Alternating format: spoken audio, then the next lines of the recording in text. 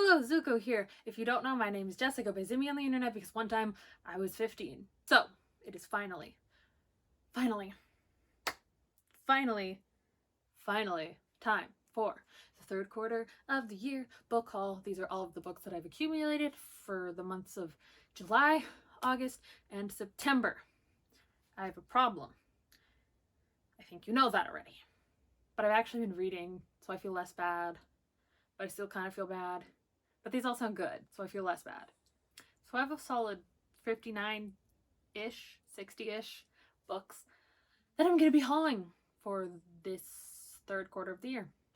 Okay, well, like, for real, can we acknowledge these stacks? This whole pile is the books that I know for sure are queer. And, you know, there's more piles. And gosh, I wonder what that box set is. Anyway, I'm very excited. Let's get to it. I have Midnight Sun by Stephanie Meyer. This is Twilight from Edward's perspective. I don't want to talk about this very much, but the real life Quileute, I believe is how you pronounce it, tribe that Jacob Black's tribe is based on. They're a real tribe of people, and right now they are crowdfunding to try and move and relocate to a place that is safer for them.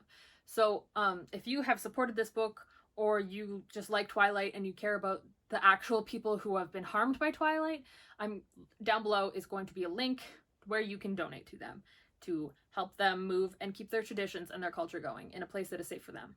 Because I think it is very important to acknowledge that while Twilight is harmless, fun vampires, it also did actually harm a real group of people, and I think that if we are going to be supporting Twilight, we should also be supporting these real people.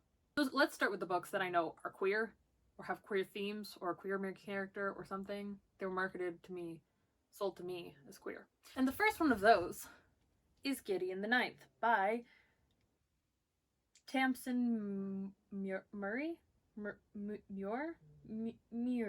This is about lesbian necromancers in space, I believe. Truly, aside from lesbian necromancers in space, I don't really know what this book is about. But if you know me personally, you know books with the word bones or bone in them, or with bones on the cover, very much appeal to me, as does necromancy. Lesbian space necromancers. Can't say no to that. The next book I have here is Let's Talk About Love by Claire Kahn. This is a book featuring an asexual main character.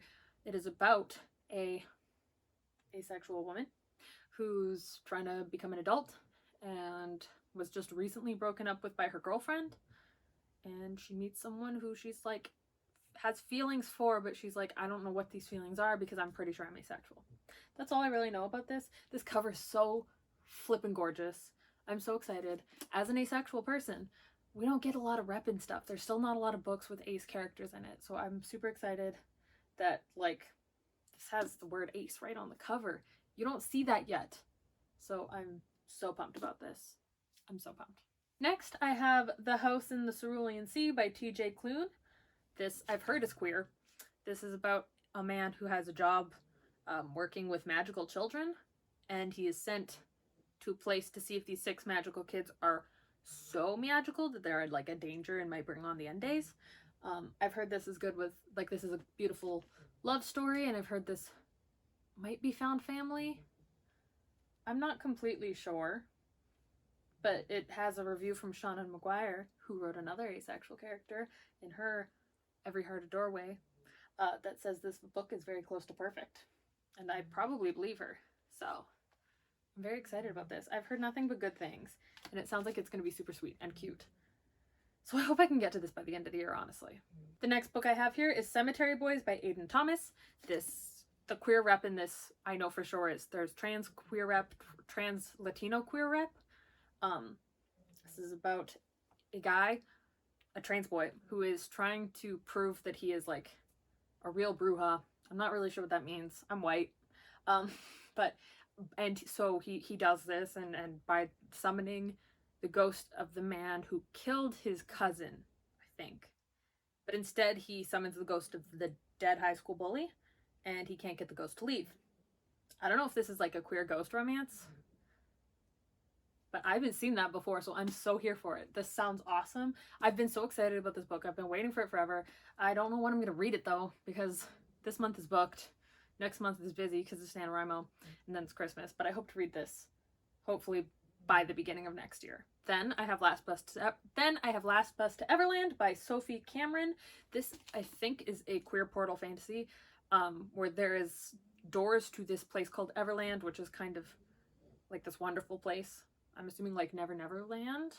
But it can only be reached through doors at a specific time, and the doors start going missing, and the main character has to decide if he stays in the real world or goes to Everland to be with the person he likes, I believe. I don't know. I love portal fantasies. Not enough of them are queer, and there's also just not enough of them in general. So I'm excited. I'm excited about all of these, or wouldn't have bought them, but you're gonna hear me say I'm excited about 55 more times, I would imagine. Then I have We Set the Dark on Fire and We Unleashed the Merciless Storm, both by Taylor K. Mejia. Yeah. I saw these a lot around, and I wasn't gonna buy them because I didn't know what they were about, and they seemed straight, and I guess they're queer. I guess there's queer women representation in these. It is a duology. I believe this is all that's out, and it's finished. But I heard Haley and Bookland say that these were queer, and then I was like, that kind of makes me interested, and then I found them at my local used bookstore. So I picked these up. I don't really know what they are aside from that, though. Next, I have Kings, Queens, and In-Betweens by Tanya Batejo. I never know how J's are supposed to be pronounced because I'm white. But this is about a, I believe, girl who is kind of disenchanted with life. She's bored with everything, and then she ends up in the drag scene. And I don't know, that sounds fun. I haven't read about drag, especially not, like, I'm assuming this is gonna have drag kings in it as well. Like, I feel like there's nothing about drag kings ever anywhere. So I'm excited about this.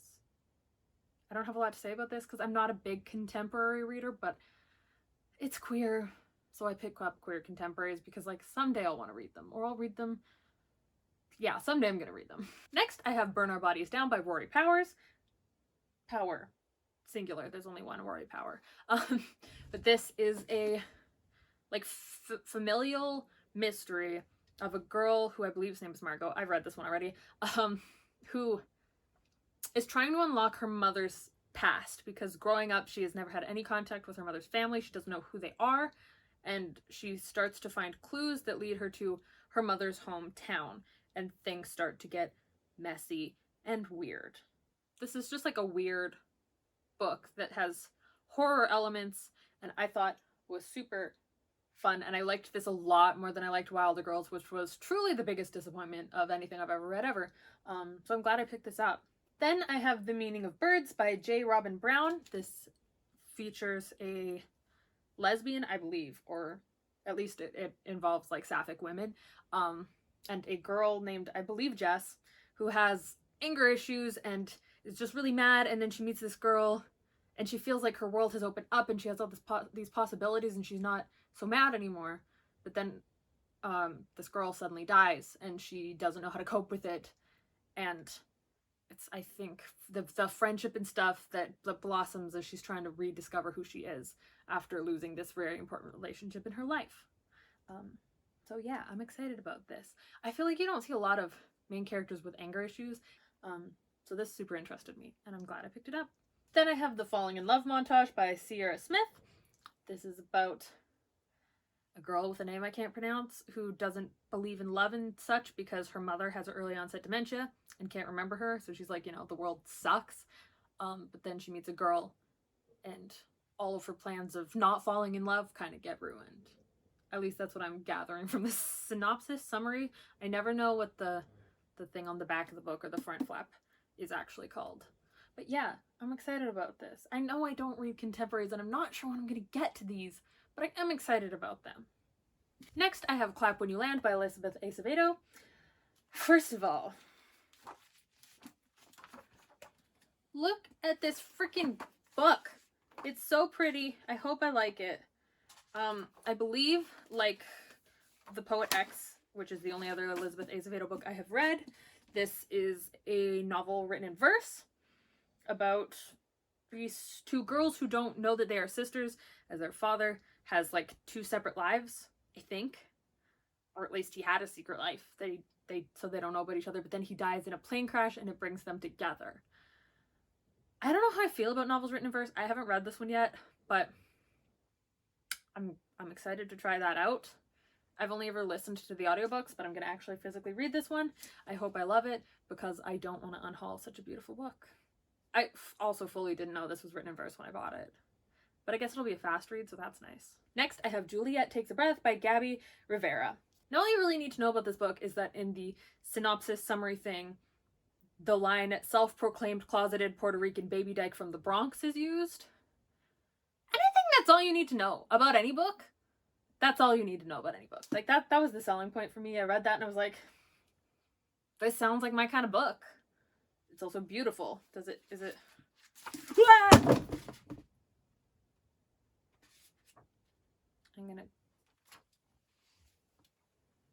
Well, I don't know if you can even see, but this has embossed roses all over it.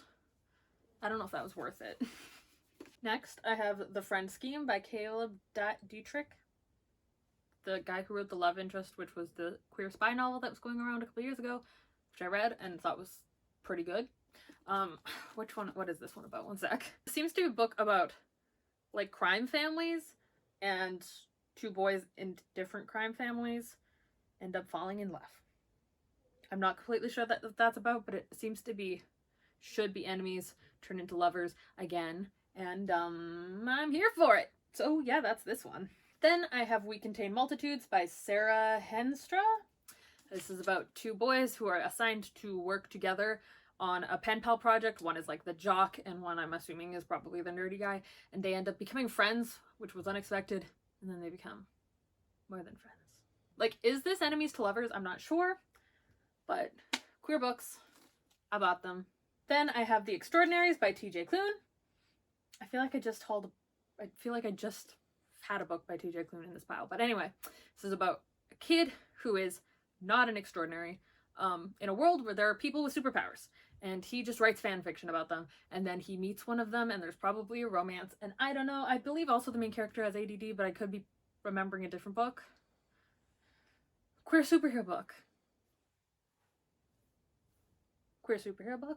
Then I have The Devouring Grey and The Deck of Omens, both by Christine Lynn Herman. I've read The Devouring Grey. I have not yet read The Deck of Omens, but these books are set in a town that had 4 founders, and the founders all had their own powers that they used to defeat a monster that had been in the town. And as like the different generations of these founding families, the kids still have powers, but they seem to be diluted, but the monster seems to be coming back. So these kids have to work together to defeat the monster. It's been called The Raven Cycle meets Stranger Things.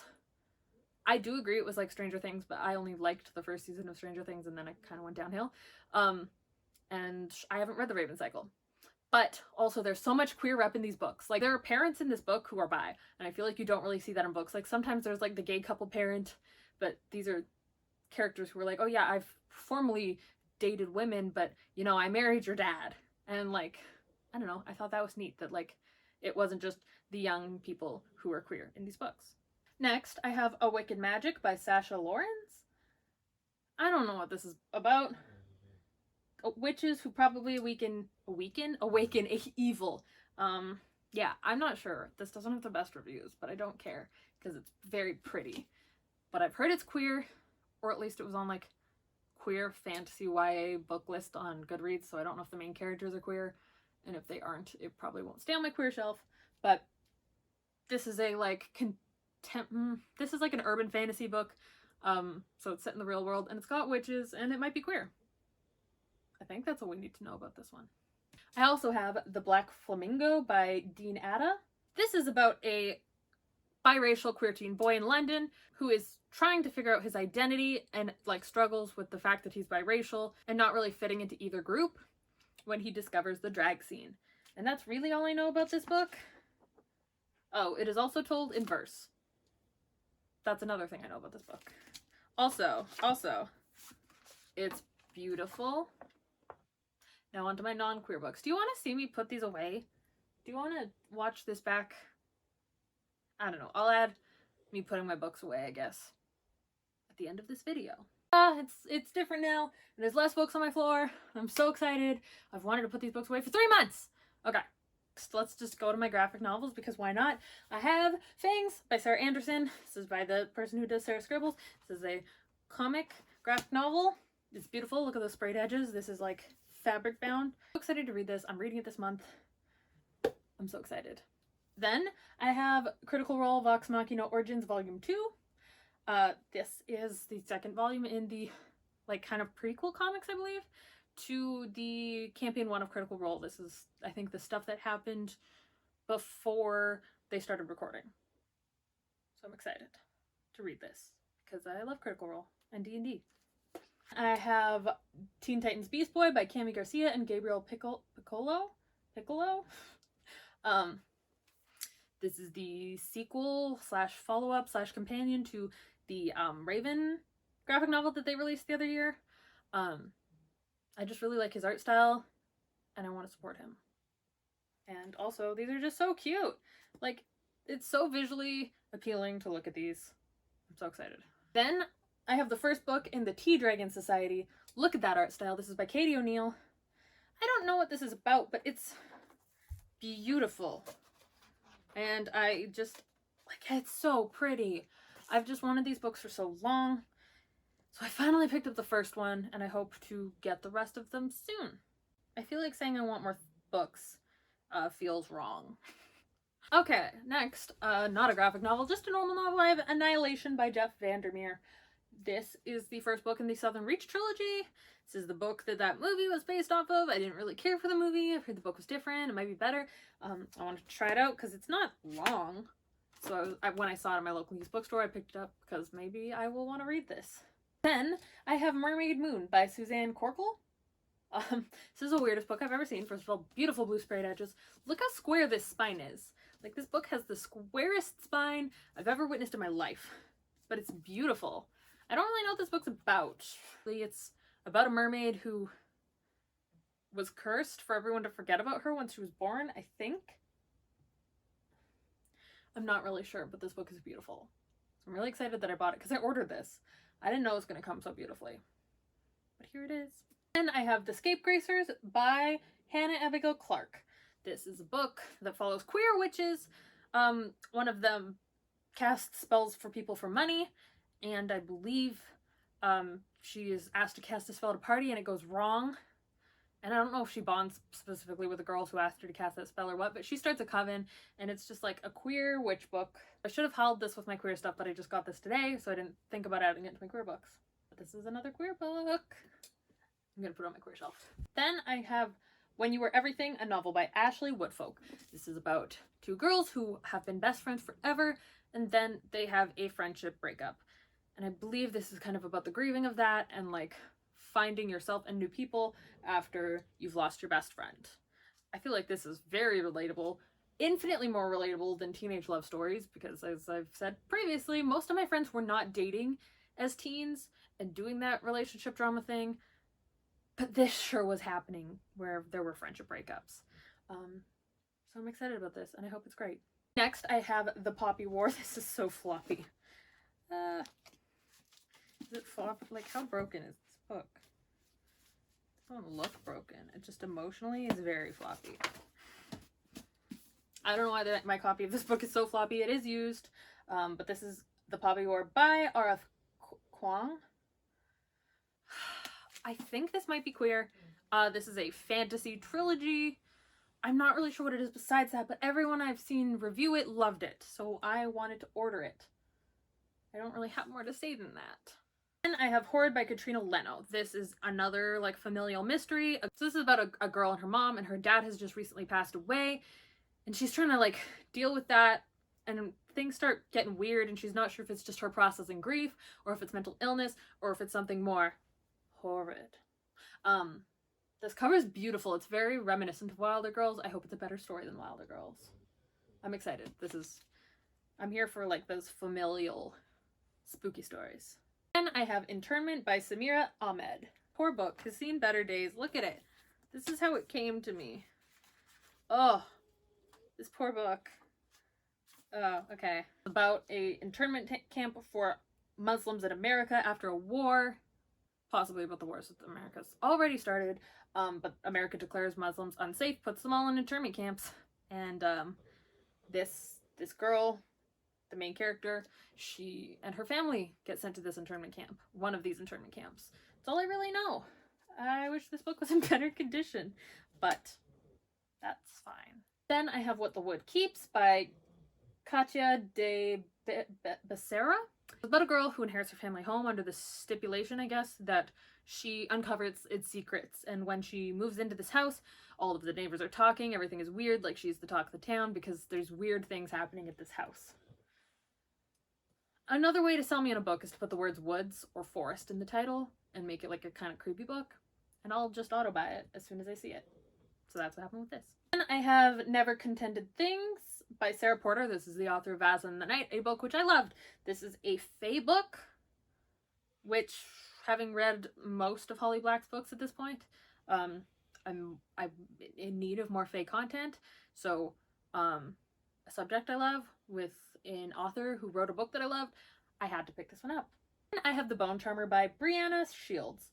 This is a book about a girl who has her like career path thing told to her by a fortune teller, and her like nightmare happens where she is a bone charmer, like someone who can also see the future like that her mother is, and she does not want to do that. This had bones in the title, so I bought it, is what I'm saying to you right now. Next I have Solstice by Lawrence Allison.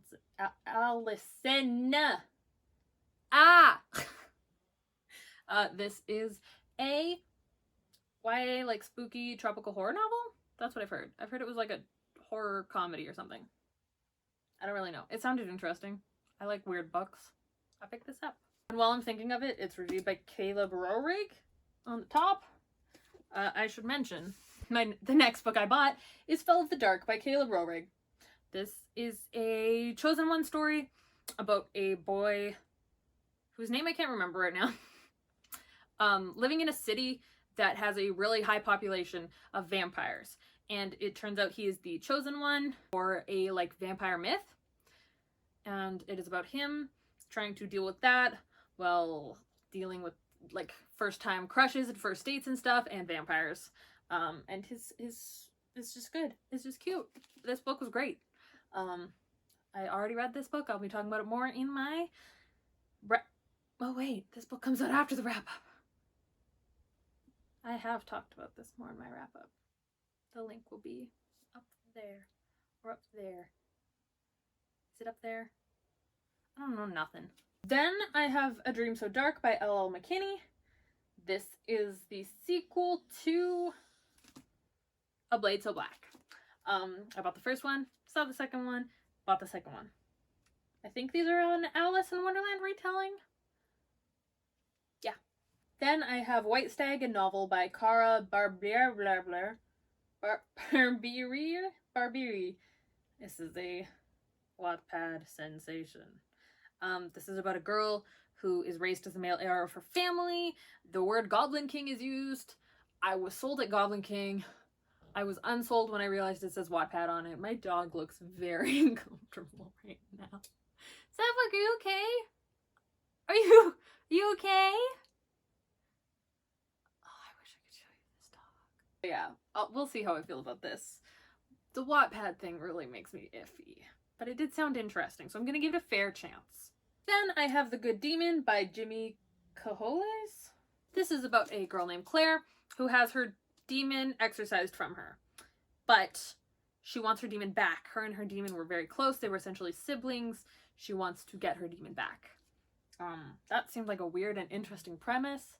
So, like, I was pretty sold on this one. Then I have Who's a Good Boy? Welcome to Night Vale Episodes Volume 4! This is by Joseph Fink and Jeffrey Craner. This is more of the episodes of Welcome to Night Vale in a novel form, kind of. So, yeah.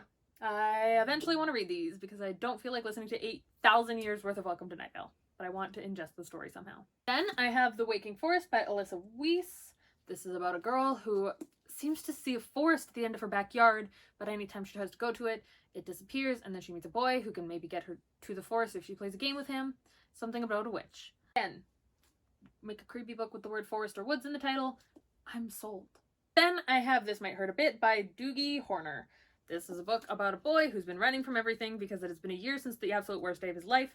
It starts with him and his friends pulling some kind of prank and all of the consequences and shit that keep happening afterwards, I think. I don't know. I don't remember why I bought this, but I did. I mean, I'll read it. It sounds interesting, but I truly don't remember buying it. And I have The Deep by River Solomon. This book is about pregnant African women who were stolen away from their home by slave traders who were then thrown overboard. Their children were born as mermaids. This is a novella, it's very short, about these mermaids, and that's all I really know, but I've heard nothing but good things about this book, so I'm excited. I don't know when I'm gonna read it. I'm so frustrated, I want to read everything all the time at once. Then I have Undead Girl Gang by Lily Anderson. This should be queer. I'm pretty sure this isn't queer. Everything about this should be. That's a fucking denim jacket with pins on it.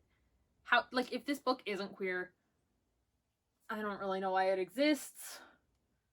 I don't think it's queer. I'm gonna read it. Once it's not queer, I'm gonna unhaul it. Let's be honest. But if it secretly is queer and hiding the fact that it's queer from me, I'll keep it.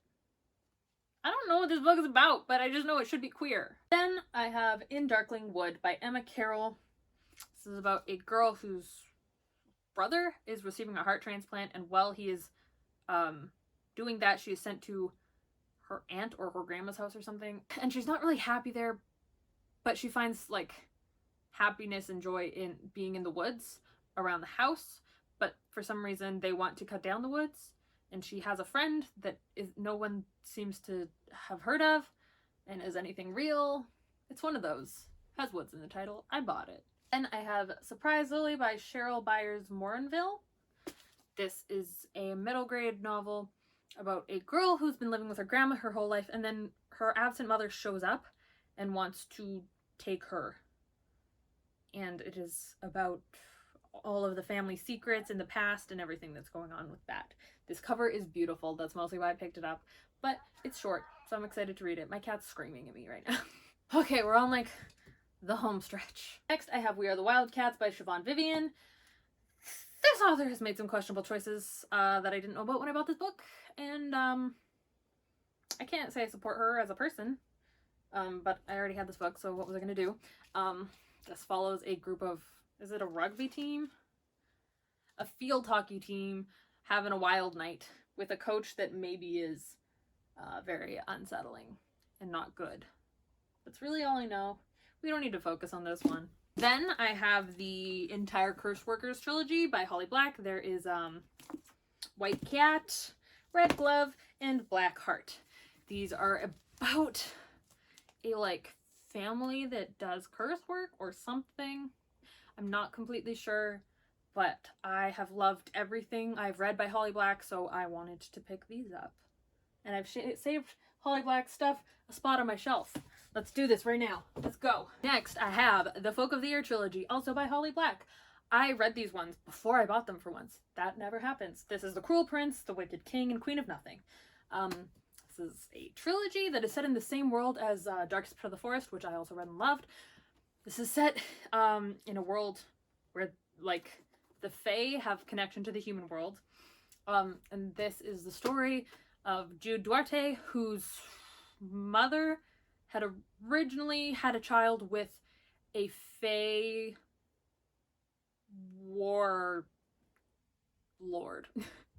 And she escapes the Fae court and goes back to the human world and marries her husband and has a set of twins, and everything's going good. And then the Fae man she had originally been with comes and kills her and her husband and takes the 3 children to the Fae world. And they have to cope with being, for the twins, they have to cope with being humans in this world that they do not belong in. And this is a story about Jude, one of the twins, and a prince named Carden. That's really all I can say about this trilogy. If you haven't read it yet, do it. I know that I don't like romance, but I liked these. Then I have Before the Devil Breaks You. This is the 3rd book in the Diviners series. I believe there are 4 books total, but this I don't have the fourth one, but I have this one. I haven't read The Diviners yet, but that's this. Then I have Foundryside by Robert Jackson Bennett. This is a fantasy novel. It might be queer. This was a used copy from a library. I don't know where Woodward Memorial Library is, but yeah, I don't really know anything about this other than it was beautiful. My friend read it and liked it, and it's fantasy. So I have this. Then I have A Peculiar Peril by Jeff Vandermeer. This is the guy who wrote Annihilation and the Southern Reach trilogy. This is a chonk-ass book. I know that Jeff Vandermeer writes a lot of new weird fiction, and this might be a very strange YA series. I've heard people don't like it, but I've also heard it's very weird I'm hoping it's weird in an Alice in Wonderland, Spirited Away, Vasa in the Night kind of way, and then I'm really going to enjoy it, because that sounds like my kind of book, and I'm hoping it really is. But I don't know what it's about, aside from it's been very polarizing for people. Oh, I lied. I said there were 2 books left. Now there are 2 books left. Okay, we have A Beautifully Foolish Endeavor by Hank Green.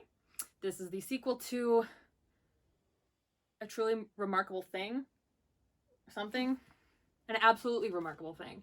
I haven't read the first one yet, so I'm not really sure what it's about, so I can't really tell you what this is about, but it's also a sequel, so I don't want to spoil anything. And lastly, I have The Haunting of Hill House by Shirley Jackson. This is the book that the Netflix series was loosely based off of. It's short. I want to read it this month. Totally forgot to put it in my TBR for the month because it was at the absolute bottom of this pile. But here it is. I hope I can read it this month. This is about a haunted house. It's a haunted house story. I don't think you need to know more than that. That's all that draws me to it. I like haunted houses and short books. Hello, it's me from the future of 2 a.m. the night before this video is supposed to be posted. I'm not finished editing it. Yay. You're still gonna see this video tomorrow, but I wanted to haul the other books that have come since I did the first bit of this haul. So we're gonna do that real quick so that I don't have to keep them in a pile. Okay, first we have Over the Woodward Wall by Deborah Baker. Deborah Baker. This is a pen name for Shauna McGuire. This is a book set in the same universe as Middle Game, and I'm not really sure what this is about because I haven't read that book. Okay, so I think this follows a kid named Avery, and they meet this boy, and together they travel up over a wall to the land of Up and Up, where they have adventures. This feels kind of like Every Heart a Doorway inspired, which makes sense. So yeah. Okay. Then I have We Were Restless Things by Cole Megamatsu. This is a book about a boy who drowns in the middle of the forest, nowhere near any bodies of water, and everyone, while they're grieving, is confused, but his best friend knows the secrets to what happened. This hasn't gotten good reviews, but it has a beautiful cover page, not title. So I hope I love it, because these freaking covers are getting good up in here. Jeez. And I have Vampires Never Get Old, Tales with Fresh Bite. This is like an anthology of vampire stories, and a lot of them are queer, which is exactly what we need. We need more diverse vampires in the year of 2020. Like, it's time. It's time to bring back vampires, but make them good. So I have this. Then I finally have 10,000 Doors of January by Alex E. Harrow. I have been trying to buy this book since it came out. Like, I went to get it on my birthday, but the copy had been bought that day, so it still showed that it was available at the store, but it wasn't. And then I couldn't find it anywhere. I bought it online at Blackwell's in the UK months ago, long enough ago that I went, where's my copy of this book? I would like a refund. It's been 2 months and it's not here. And then a month or 2 after that, it just showed up at my house. So this is a portal fantasy. I've read the first little bit, but it is a portal fantasy about a girl who can kind of open portals, I think. Things she writes down seem to become true. So yeah, that's cool. I don't know too much about this, but it has such a beautiful cover. I hope I love it, because I love portal fantasies and the whole idea of them. But I finally have this. Then I have The Lives of Saints by Leigh Bardugo. This is the book that Alina Starkov has with her in the Grisha Trilogy. This is a book about all the saints that live in the Grishaverse. So yeah, I have this and it's beautiful. Also, it's like illustrated. Hello? Yes. Freaking illustrated. It's beautiful. I don't know when I'm going to get to reading it because I hate short stories. I don't like the like short story collections that are written to supplement like novel series, but I like the idea of them more, and they're pretty. And I liked this series, so. And lastly, I have the collector's edition of Six of Crows by Leigh Bardugo. This book is beautiful. The original book was beautiful, but I wanted to grab this because I adore this book. I have the collector's edition of Crooked Kingdom on the way. Hopefully it actually arrives.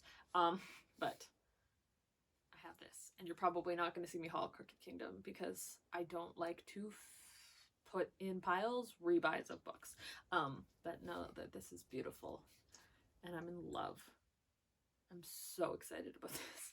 Yeah, that's all of the books that are in this little bonus portion. We'll get back to me from the past, who looks much more spooky than I do in this oversized, like, Christmas sweater.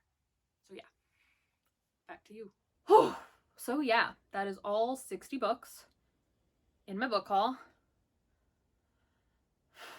This is a long video. I'm not looking forward to editing it, but I hope you all enjoyed it. I will see you whenever I do my next video. It is Halloween month. I'm posting some spooky tags and fun spooky stuff. Hope you all enjoyed it, and yeah, I'll see you whenever I do my next video. I don't know what to do with this pile here. I'm gonna put my books away right now.